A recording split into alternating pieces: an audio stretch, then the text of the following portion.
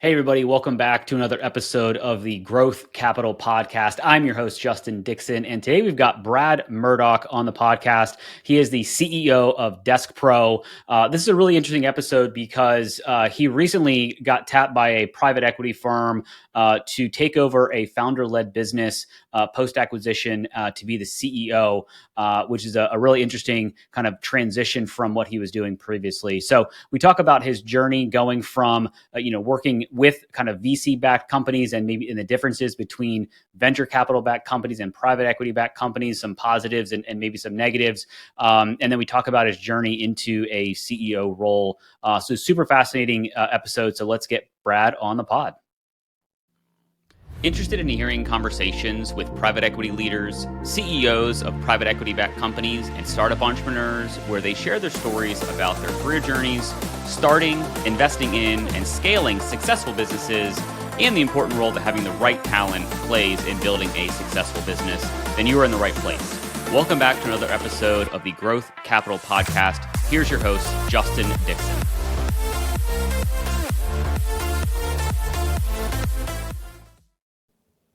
All right, Brad, welcome to the podcast, man. Thanks, Justin. Thanks very much for having me on. Pleasure to be here. Yeah, so let's kind of jump right in. Maybe give the audience a little bit of an overview of who you are, what you are, and or where you are, and kind of what you're up to right now. Sure. So I am currently in Austin, Texas. I have only literally moved here officially in the last couple of weeks, but I've been based out of Austin for about 6 months now.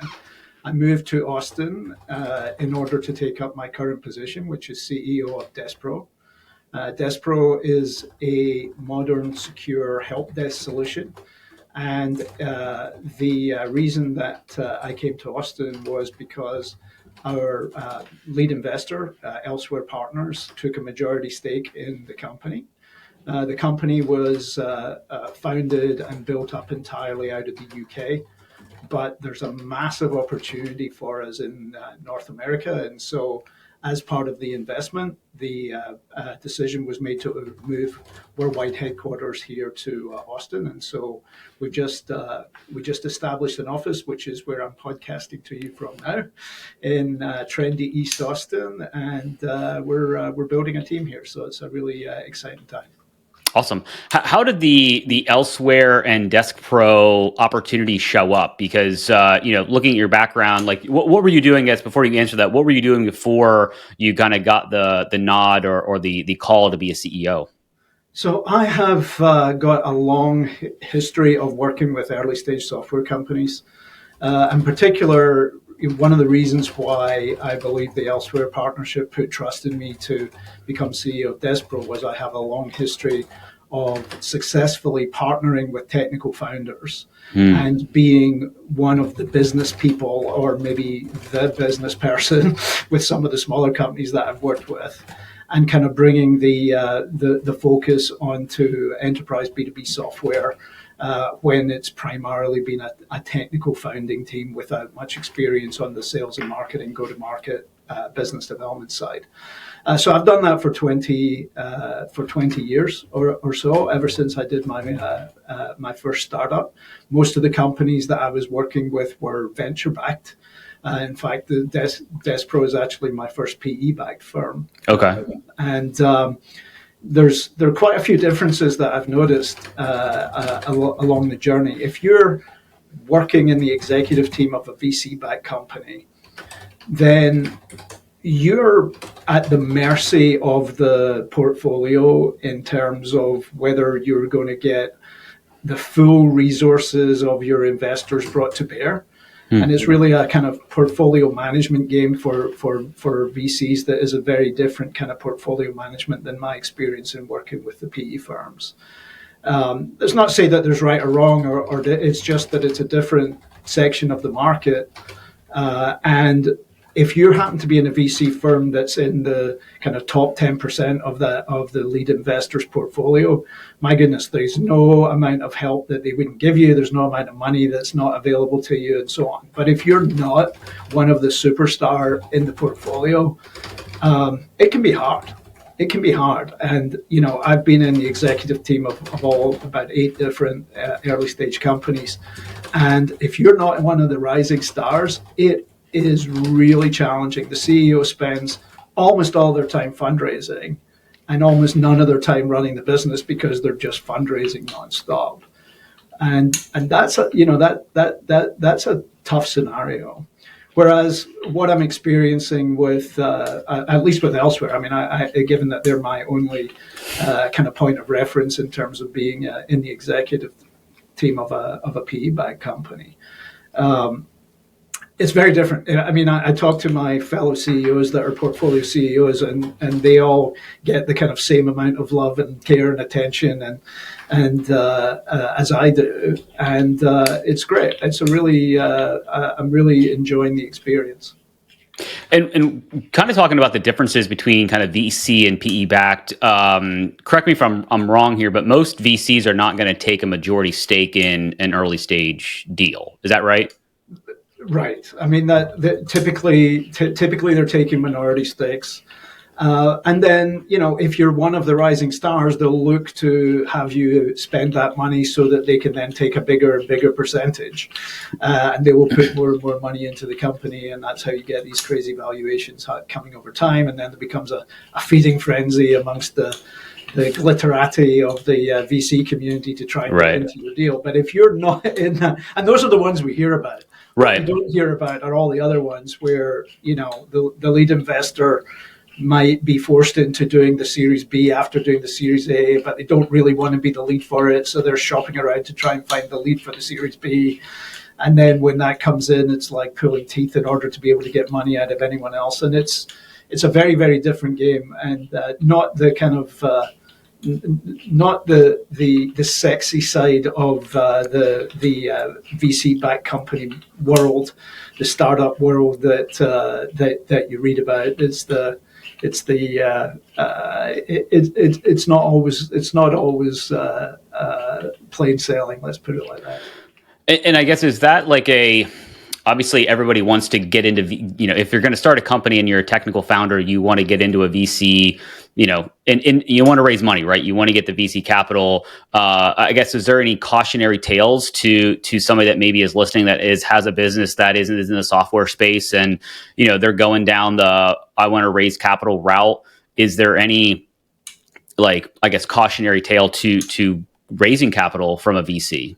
Yeah, it's a good question. So not all capital is the same, and in particular, there are some VCs, and I'm not naming names here, and please don't ask me to. I know you won't, Justin, but I'm not necessarily talking about my own experience. I know a lot of people that are in early stage companies where, particularly founders that are first time entrepreneurs, they know that they need the money, and they get a VC interested, and they get a term sheet, and the VCs will be very unhappy if you so-called shop it.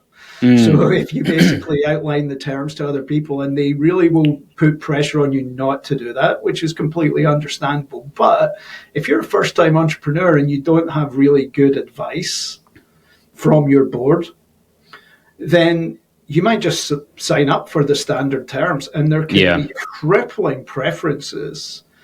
And that is something that, the investment model for VCs can be very, very, it can put kind of diverging interest from the investor, from the executive team.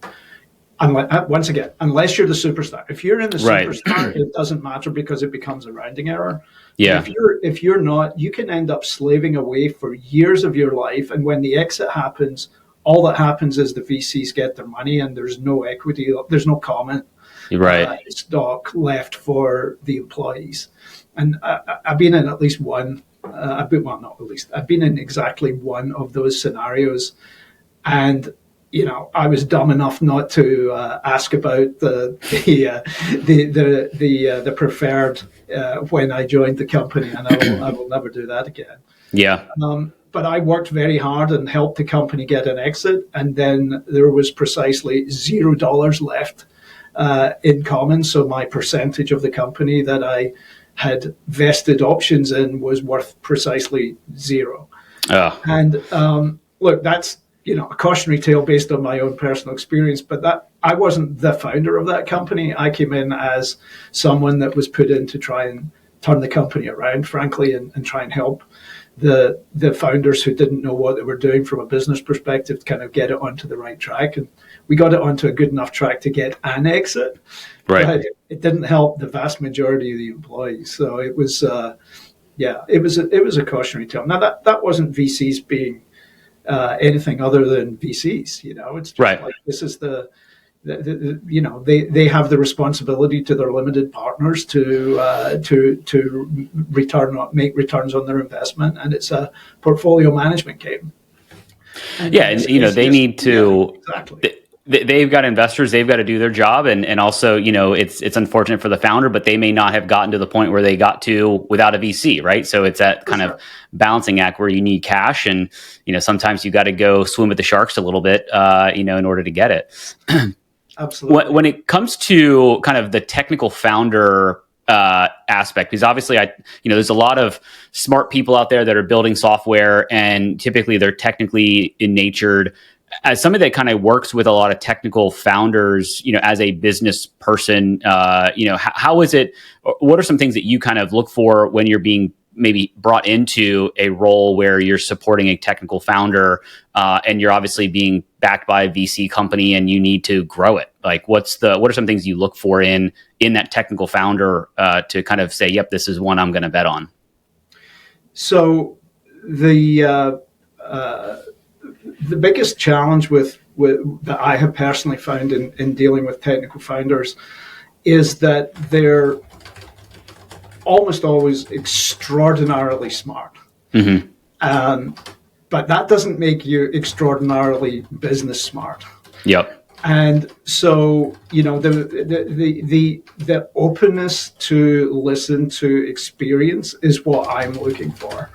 I have been in a situation before where, the technical founder was, Mensa level IQ, and also the most open to understanding that he didn't know what it took to actually make his company successful from a go-to-market perspective, even though he very much understood how to build incredibly sophisticated technology.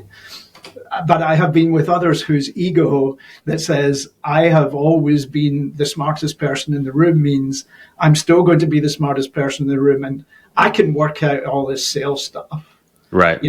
And if they're not willing to listen and they're not open to the kind of voice of reason, voice of experience, that can be a problem. And, frankly, I've been there as well, where, I ended up deciding it wasn't going to be the best use of my time to continue where I just wasn't getting the traction. So, openness to understanding that there's that experience matters, particularly in the areas that you've not done, is great. Now, I'm not suggesting that all technical founders are incapable of understanding and mastering, go to market, particularly in the SaaS world. The SaaS economics are, it's math nowadays, right? Yeah. You work out the correct LTV to CAC ratio. You look at what you bring in some people that know how to do marketing right. You do product-led growth, and good things happen. I'm not suggesting in any way, shape, or form that it's not possible. Just that I believe that you can get there. If you're a technical founder, I would be looking to your board to find you someone that has got a track record of working with early stage software companies and helping them grow. In order to be able to shortcut the experience and avoid some of the pitfalls that you can have along the way. And some of those it's really a tightrope, right? Because underinvesting in sales and marketing can be one of the worst things that you can do. At the same time, especially if you're a VC-backed company, you can, if you overinvest in sales and marketing before you've got a product that truly has the ability to be able to capture enough market share to be able to grow, you can end up running out of cash. And that's it's. I'm not suggesting that there's any magic formula, because there most certainly isn't. But it's a balancing act, and having your board find you someone, an executive that has been there before, or maybe even a small executive team that's been there before, that can kind of guide you as a founder, whether you continue in the role of CEO or whether you take another role within the executive team of the company. Having that partner to be able to say, okay, given whatever constraints we've got with respect to the funding that's available, the budgets available, the state of the market, then these are the steps we should be taking in order to be able to best prepare ourselves to be able to grow the company and get to whatever that next stage is, whether that's a big funding round, whether that's a tuck-in exit, or whether that's on the path to being a unicorn and IPO somewhere down the path. Whatever that is, you're much more likely to be able to succeed if you have some, a little bit of grey hair, or nay hair, as we would say in Scotland. Yeah, right. A little bit of experience goes an awful long way in the subscription software industry. Yeah, it's a lot about who you surround yourself with, and being open to realizing what got me here won't necessarily get me to that next level. And I see, the CEOs that I talk to, there are people that are really good at 0 to 1, but they're not going to get you to 10, and they're definitely not going to get you to 100. So you need to find those people, whether they're new CEOs or funders or executive team members, to keep you, going from level to level to level. I want to shift a little bit, because obviously we've talked a lot about technical founders, and now you are a CEO of a company that was, I don't know if that was started by a technical founder or not, but I'm kind of curious about your journey. How did you get introduced to Elsewhere? And then how did you kind of go through the process to be tapped as the CEO for Desk Pro? Like, I'm kind of just curious about that journey.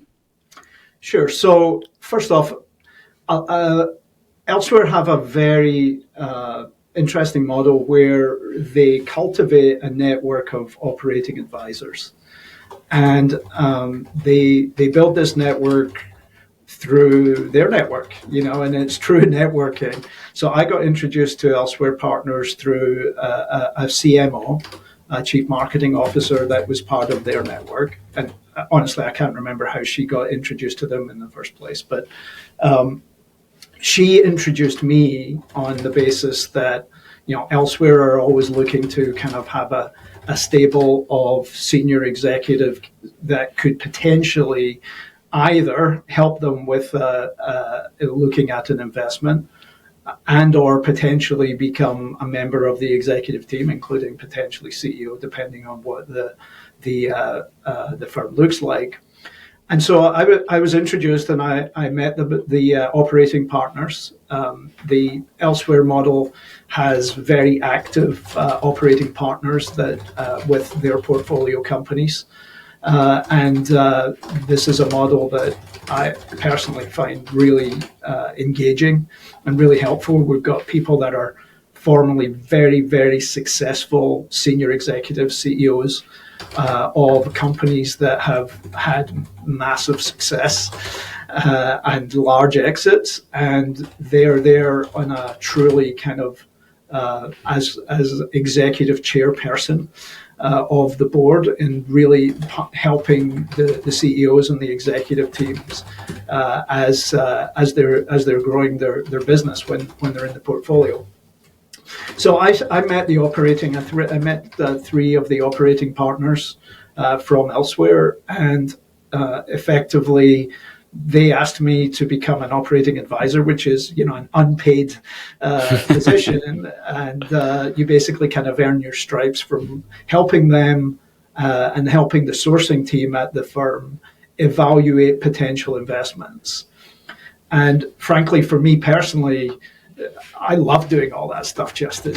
Yeah. I love looking at different markets and companies and business models and competition and pricing models and competition and go-to-market strategy. And so I was brought in to help them evaluate a few different potential investments. And frankly, I think I looked at 3 or 4 before we found Despro, and in every single one of them, I advised them not to invest. That was my own personal view from looking at these companies from the outside. I mean, this was not deep due diligence once there was, a term sheet signed or anything. This was early stage. Yeah. And I think that kind of earned my stripes, that I was suggesting, no, you really don't want to be risking your money with this particular company. And then they find Despro, and Despro is it's almost like a bullseye for Elsewhere Partners investment thesis, which is they're looking for founder-led companies that have got proven product market fit. And by that, you mean you've got established recurring revenue and you've got a real customer base that are proving that they will re-up after a year, so that you've got that recurring revenue, and that there's a growing total available market. In this case, with Despro, it's the help desk solution space. But that typically in these kind of companies, they're being founder-led. They're in many cases almost always bootstrapped. In Despro's case, they had never taken any angel money, any seed money, any investment, any institutional investment of any sort. No VC money, no PE. Wow! So they've completely built the company, and they've built a really very successful, for its size, company where there was hundreds of customers, millions of dollars in recurring revenue, and in fact we're cash flow positive as well. So a really great little business. Yeah. But the next stage required growth capital, and that's why the founder, Chris Padfield, who's my partner in crime, he was looking to be able to find a source of growth capital that would allow the company to invest in its go-to-market. And so it was really a great fit for Elsewhere, and a really appropriate investment that the founder took there. And that growth capital, is being put to work now as I come in as CEO, and Chris has moved into the position of Chief Product Officer for the company, and is really driving on the strategy for the next 3 to 5 years for the company from a product perspective. And we're building out our go-to-market team, and things are going well. How was it kind of in the due diligence process with Despro, getting to meet Chris, who founded the business, and then I guess, was it beneficial for Chris to meet the person that's going to take the reins of the company that he built? I feel like that would be, a little bit tough to, give up your baby to somebody else and say, yep, I'll take a side seat and report to you, in a chief product role. I guess for you, was that beneficial to meet him before the ink was dry on the agreement, or did you meet him? I guess as a first question, to understand, like, okay, here's Chris, and he's going to shift from being the co-founder and CEO to being a chief product officer, and now you're going to be the CEO. How did that whole process work? Okay. So there are 2 parts to it, Justin. So the first part is Chris, in looking for the growth capital, knew he also was not the person to lead the next stage of the company. Okay. So when he was doing the funding round, he will freely admit that sales and marketing is not what he's good at. He's good at designing product. He's good at building product. He's good at hiring technical talent, but he really didn't know what to do on the go-to-market side. So he was very open to it, and Elsewhere Partners made it very clear to him that when the investment was done, because Elsewhere took a majority stake, that a new CEO would be brought in who would be someone that had good, strong experience on the go-to-market side to partner with them. So that was made clear, and that was very comfortable from both the investor and the founder. Personally, I was not involved. I was on the due diligence behind the scenes, but I never. Okay. until the ink was 1 week from being dry. Okay. And that was a decision that the investors made at the time, and frankly, I wasn't the only candidate for the CEO role, and I think there was definitely some decisions that that Elsewhere Partners had to make about the profile of the CEO that was going to best match, and they decided it was me based on the diligence and the meetings that they had with Chris and the rest of the Despro team, which obviously I'm very, very happy about now. But I was involved behind the scenes in the diligence, in that I had all access to the diligence. I was able to kind of make sure I got my questions answered by the Elsewhere team. But I literally met Chris on Zoom like 10 days before the deal closed. Got it. I guess for you coming in, getting to kind of peek behind the curtain before, the ink was dry and even before it was even kind of at the point where they were getting, pens and paper ready. I guess I would imagine that would be a benefit to you taking over that job once that ink was dry, as opposed to being headhunted post acquisition and then having to, not get all the information you need to kind of be successful kind of right out of the gate. I couldn't agree more, Justin. You've summed it up. You summed it up very well. I mean, the investment closed in April this year, 2024, middle of April, but effectively the true diligence had been going on for 3 months, and so I'd been aware of Despro and been looking at Despro and the market and the opportunity, and then all the diligence materials for 3 months before I took over. And in many cases, it really, really helped me hit the ground running. And in a few cases, due diligence is not a perfect science. It's an art. And there's some things that, didn't necessarily come across during due diligence. It's not that there was anything hidden. It's just the reality of working with the team. Despro was founded and brought up in the UK, and so I spent my first 2 weeks at the company in the UK, and by the end of that 2 weeks, I'd already got quite a long list of things that were a little surprising that didn't necessarily come across in the diligence.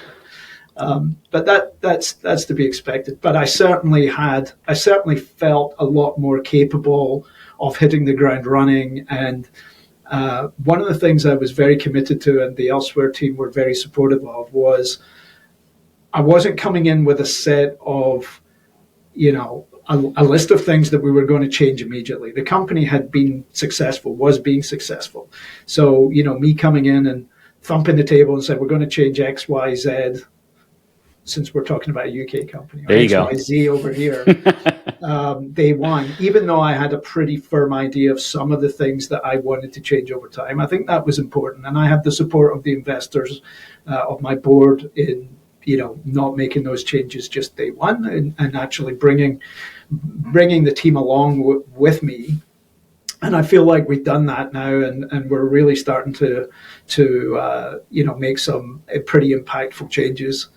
And things are going well. I'm touching wood as I'm saying this. Yeah.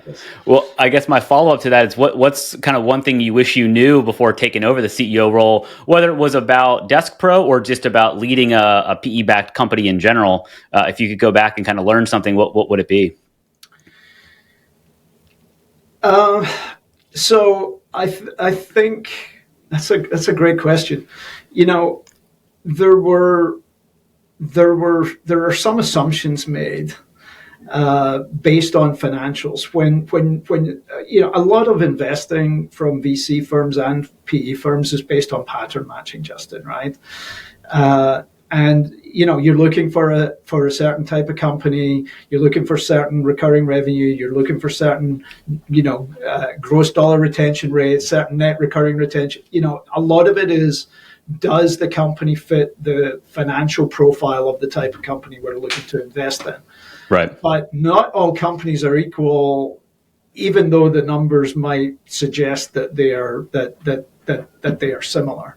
And there were definitely some things that were a little surprising to me in a good way around the amazing talent that Despro had been able to attract, even though the costs were not necessarily what I would have expected based on my experience of VC-backed companies in North America. And I mean, that's a great thing. I mean, we've got kind of good bang for our buck, as we would say over here. As you can tell, I've been very Americanized living here for 5 years. I don't know, pound for pound, the Despro team is. They may appreciate that more. Yeah.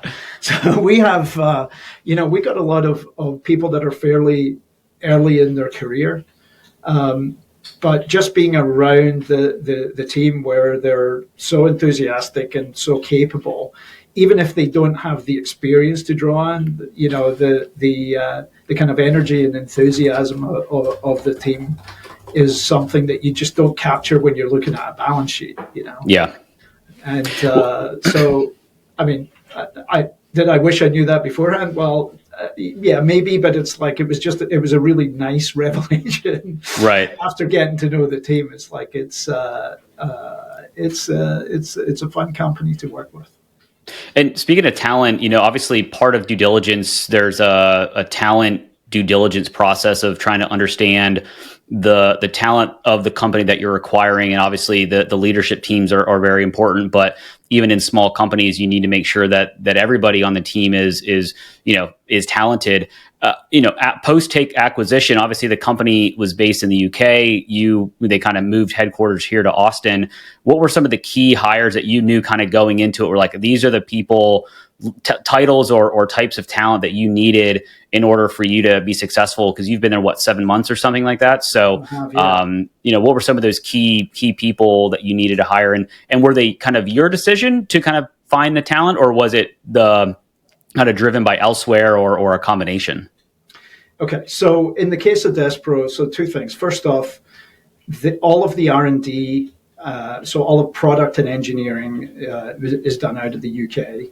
And I currently don't see any reason why that we would ever think about changing that. That's the history and the DNA of the company. So Chris Badfield, the founder, moving into head of product, still being based in London, he wasn't going to relocate to Austin anyway. Right. And that's fine. And his co-founder effectively is our CTO. Okay. And he's actually a Canadian that moved to London to work for Despro. Okay. And so we have him. And then we also have a third member of the executive team that's based in London.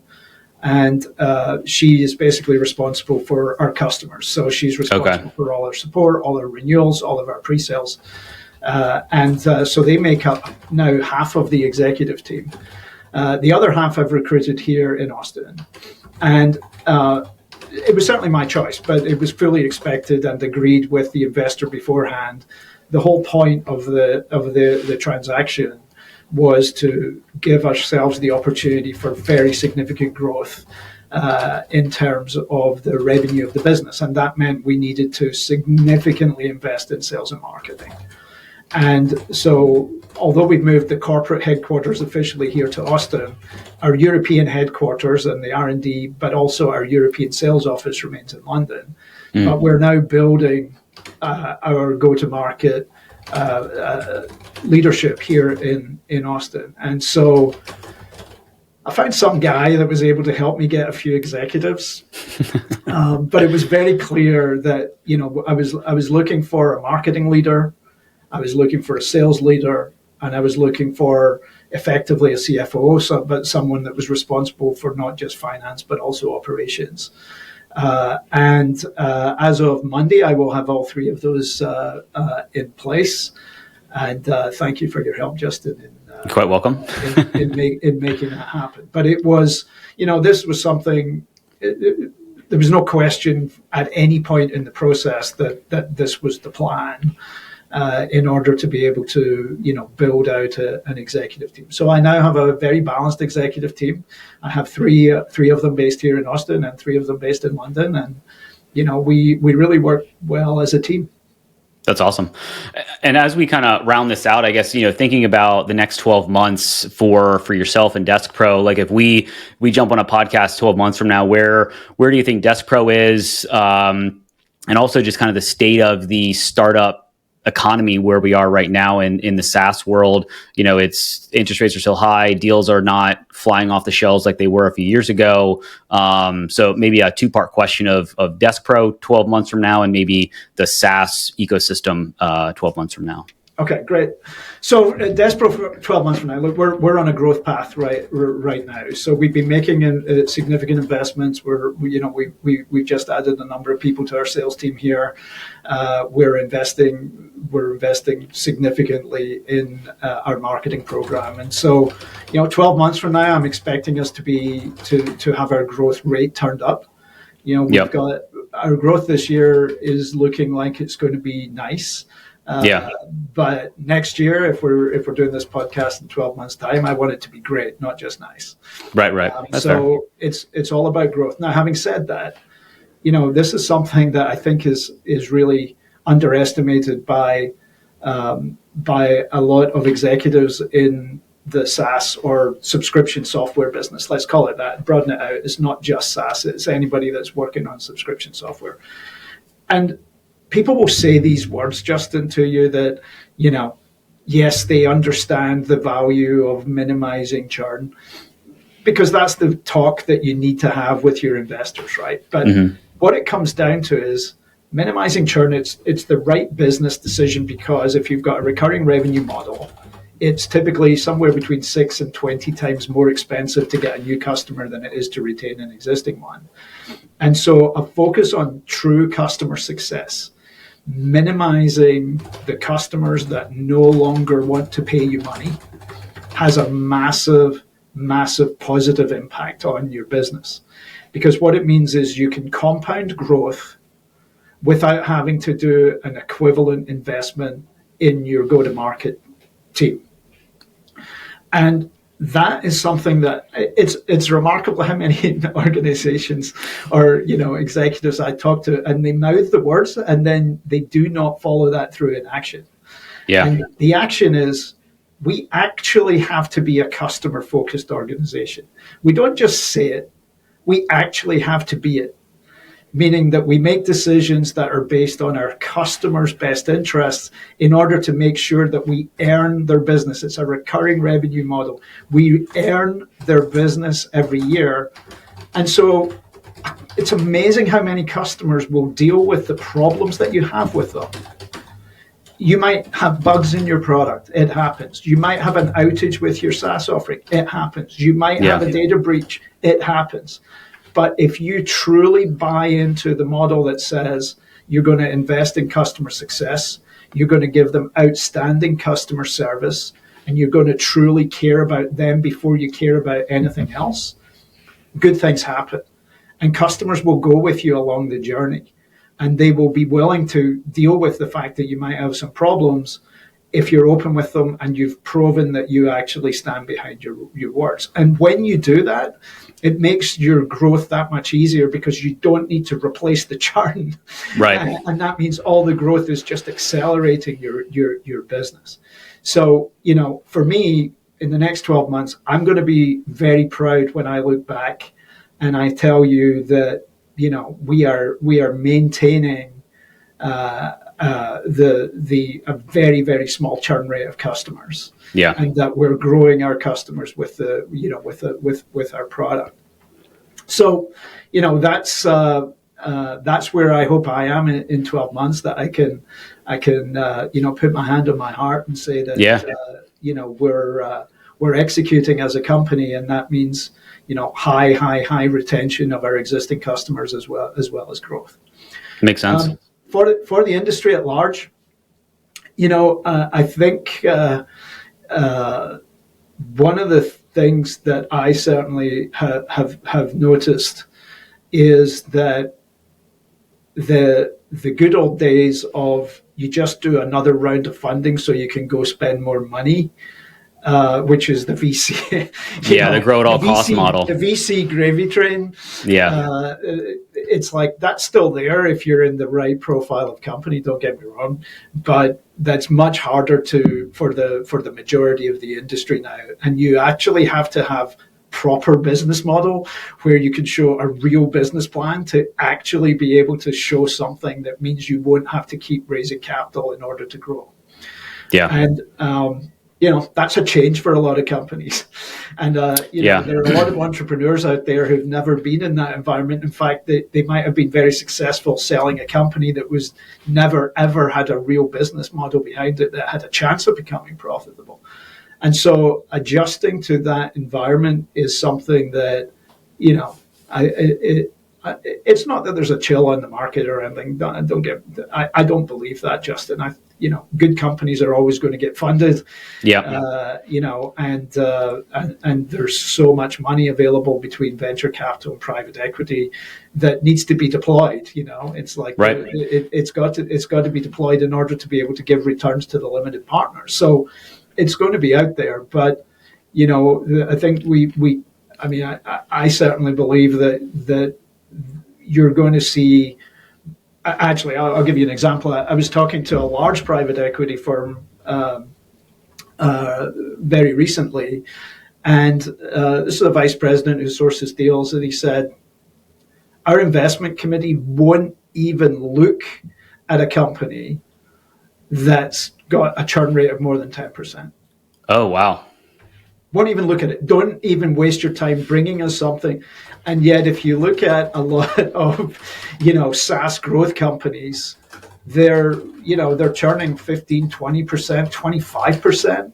And that used to be acceptable. Yeah. When you're on the growth at all costs and you'll just add more than the churn. Right. It's like if you've got 10% or less churn, you've got a good recurring revenue business, right? So it's like, boom, you're good. The economics are changing a little bit, and obviously that's just one data point, Justin. I'm hardly a market expert, but I do think that is the trend, and I personally think is a good one. I mean, I've seen so many ridiculous so-called business models. There's no chance it will ever become a real business, and they're just hoping to hype their way to an exit, and that's that's not the right way to build a business. I mean, it may work, and there are many people that have made an awful lot of money by it working. Yeah. But it's not a strategy that's going to work in 2024, 25, I don't think. Not for many anyway. Yeah. No, it makes sense. Well, this has been an awesome conversation. I want to kind of round it out with a 3-pack of questions that I ask every guest that are a little bit more about you versus about business. So first one is, what's your favorite business book? It's Patrick Lencioni, The 5 Dysfunctions of a Team. Perfect. All right. Question 2, what's your favorite thing to do outside of the office? Okay. So 2-part answer. One is I like to spend time with my wife. And I know that might sound a bit twee, but you're talking to me on my 31st wedding anniversary. Oh, wow. Congratulations.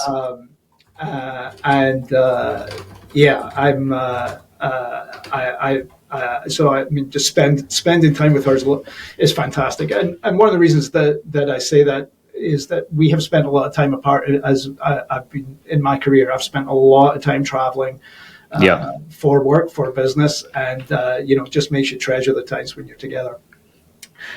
Second thing is that I like to play golf. And I have not been able to do a lot of it since I took the CEO job at Despro, but I plan to at least be able to start playing a little bit again now that I'm a little bit more established and the company is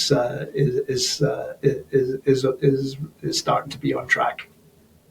Makes sense. No, I will have to get out golfing soon because that's definitely something I need to get at, especially now with the weather changing and getting a little cooler here in Austin for sure. Last question, and this may kind of dovetail into what you were just kind of talking about, but favorite vacation spot? Okay, so I grew up in Scotland, as you can probably tell from the accent, and I know you know that, Justin. And I lived in Glasgow, in Scotland, for the first 22 years of my life. I love going back to Glasgow every time. My family's there. I've got friends there. The weather is miserable. It's cold, it's wet, it's grey, it's windy, and that's just on a good summer's day. Right, right. And after 22 years of that, I love warm vacation spots. And so, my wife and I, we love to go to Mexico, and in particular Baja California. Okay. And San Jose del Cabo. There are places down there that are just wonderful to go to. Also love Hawaii, but basically it needs to be warm, and warm and relaxing, and that will be that will be where I'll go whenever I can get some time off. No, it makes sense. Well, very cool, Brad. It's been awesome to connect and get a little bit deeper in your story. If people want to reach out and kind of learn more about you, and maybe they're sitting where you were, a couple years ago, and they're like, how do I get a CEO job? Because they're not posted on LinkedIn or Indeed or anything like that. What's kind of the best way to catch you? Sure. So they can look up my LinkedIn profile. It's I have a public LinkedIn profile. So Brad Murdoch, and feel free to do that. Or I'm on. Actually, I'm not even going to say my X handle because I've stopped using it. Yeah, it's just a cesspit now, so I've stopped using that. But you can definitely find me on LinkedIn or email on brad.murdoch@deskpro.com. Cool. We'll have all that stuff in the show notes so people can get at you and all that stuff. But thanks for being on the podcast. It's been awesome to learn more about your story. And we'll talk soon. My pleasure, Justin. Thanks a lot. I hope you found at least one actionable insight from this episode of the Growth Capital Podcast, your one-stop shop for insights from private equity leaders, CEOs, and startup entrepreneurs on starting, investing in, and scaling successful businesses, as well as the role having the right talent plays in growing a successful business. It would be greatly appreciated if you would rate and review this podcast. And if you're watching on YouTube, please like and subscribe and drop us a comment so we can expand the audience of this podcast. Thank you for all your support, and don't forget about upcoming episodes dropping every Tuesday.